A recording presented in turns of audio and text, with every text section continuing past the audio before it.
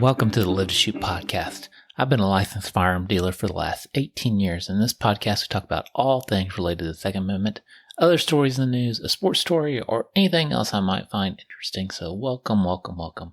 This is the show where we cut through the noise, we stand up for our God-given rights, and we celebrate the freedom that makes America the greatest nation on earth.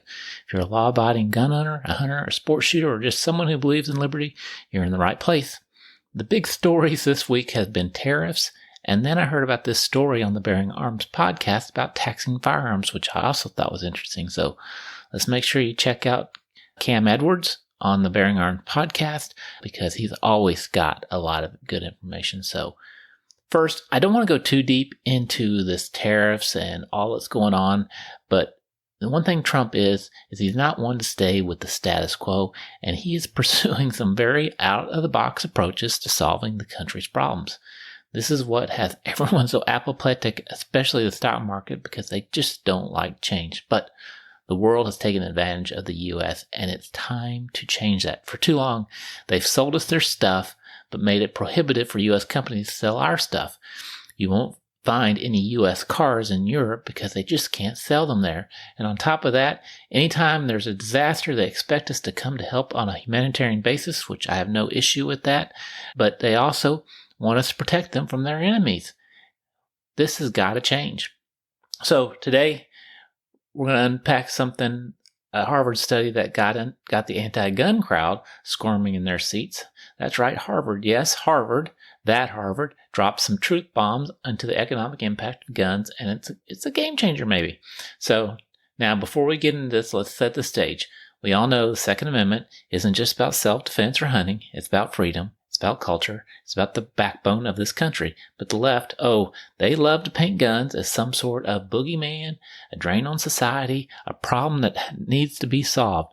They'll throw out their tired talking points about gun violence and public health crisis while ignoring the real data. So, well, guess what, folks? The folks at Harvard Kennedy School, hardly a bastion of NRA or gun owners in America, decided to take a hard look at the economics of firearms, and what they found, kind of a mic drop moment for every freedom-loving American out there. So here's a headline from the study by Louis Armona, assistant professor of public policy at the Harvard Kennedy School. Guns aren't just a right, they're a massive economic driver. We're talking billions of dollars in value to consumers every single year. How big? Try $18 billion annually, just over 10% of the value people get from buying a new car. That's right, folks.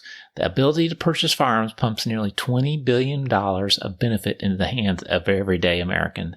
And that's not some back-of-the-napkin guess. That's hard data from detailed research on supply, demand, and market behavior. Yes, you hear it, gun grabbers?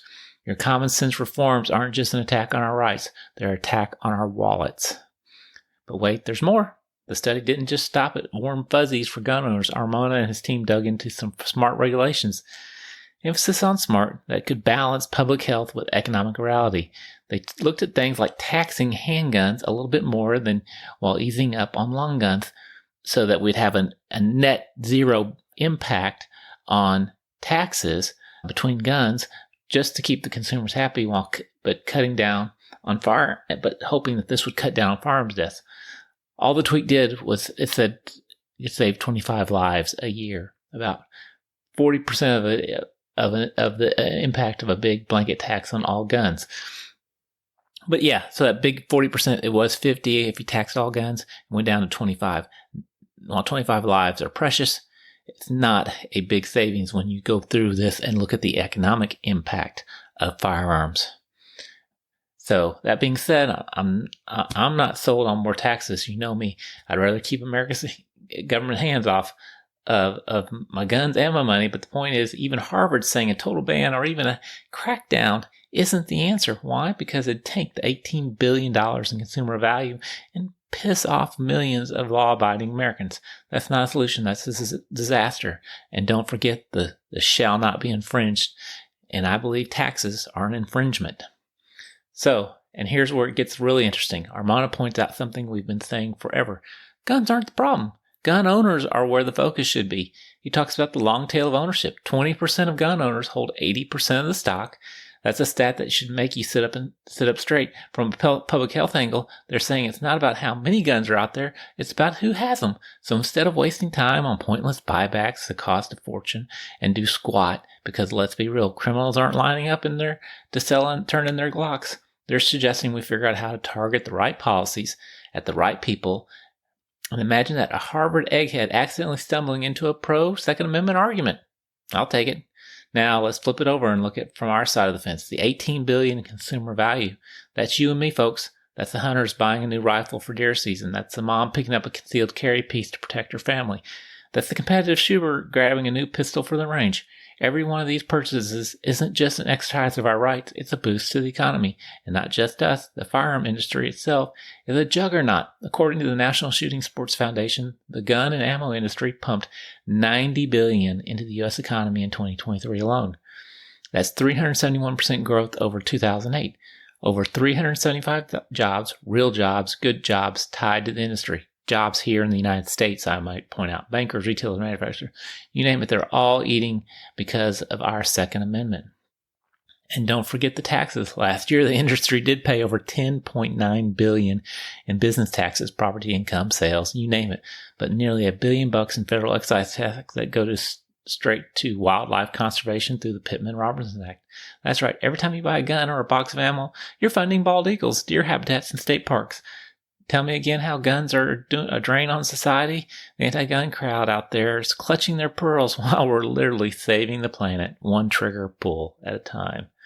But here's the kicker. Armandus' political capital for big gun control is scarce at the national level. Why? Because of us. Because of groups like us and millions of Americans who won't roll over when our rights are on the line.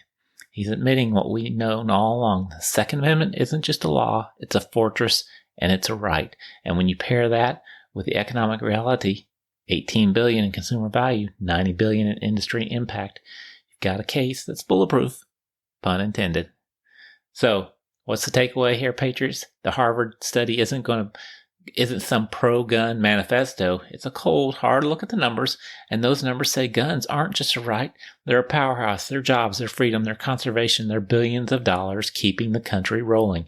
Next time some blue-haired activist tries to tell you we need to get rid of our guns for the greater good, you hit them with this. $18 billion in consumer value says you're wrong, and Harvard's got the receipts. We're not just defending the Second Amendment, we're defending an American way of life. Well, that's all it is. Keep your powder dry and your aim true and your rights close. If you like this episode, subscribe, share it with people, write me a review, send me something. Follow us on X, do whatever you need to do. Stay free and keep America safe. Take care, and I will talk to you later.